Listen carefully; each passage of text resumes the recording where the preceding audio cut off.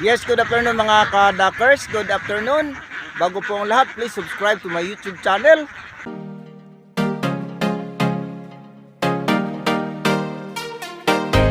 Duck 33. Paki-hit naman ang notification bell upang updated kayo sa mga video ko pang may upload.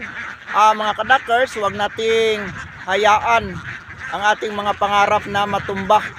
So, kung saan tayo po natumba, doon po tayo tatayo.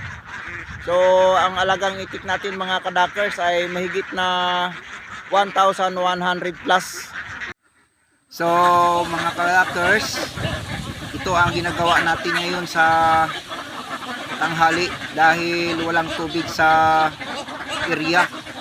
Ang tubig na ito ay dito lang po yan sa baba ng Embornal, yung may box culvert. So dito lang natin nilagay kung tanghali. Hindi po natin pwedeng i-water pump kasi kapag matuyuan na yan ng tubig, so wala na tayong kapaliguan. So pinapunta lang natin yung mga alagang itik natin dito sa tuwing tanghali.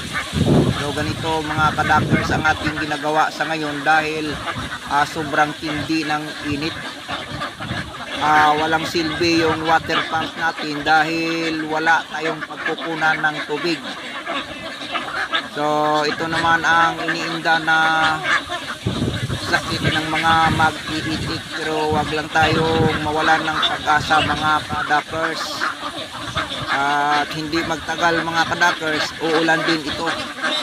So ang ginagawa natin ay papakainin na natin ng lumbia pagdating sa hapon at kunting feeds hanggang sa darating ang ulan mga ka-duckers, dahil sa area natin dito ay marami pang kuhol pero hindi lalabas dahil walang tubig. Ang bawat mag-iitik sa ngayon ay diskarte lang talaga ang ating ginagawa upang makasurvive tayo sa tagtuyot. So hindi basta-basta talaga ang mga trials sa ating buhay mga ka-duckers, dahil minsan maraming tubig, minsan wala ring tubig. So ganyan ang ating mga pagsubok mga ka-duckers. So mga ka-duckers, binabantayan po natin yung mga itik natin habang naliligo dahil mayroong itik dito na hindi sa atin, baka maghalo sa itik natin. So ganyan lang ang ating babantayan mga ka-duckers para hindi po tayo mapaw sa mga mag-iitik na mga tumandok. Yung itik na itik-itik lang na ilang-ilang piraso, so dapat natin yan bantayan para hindi po mawala.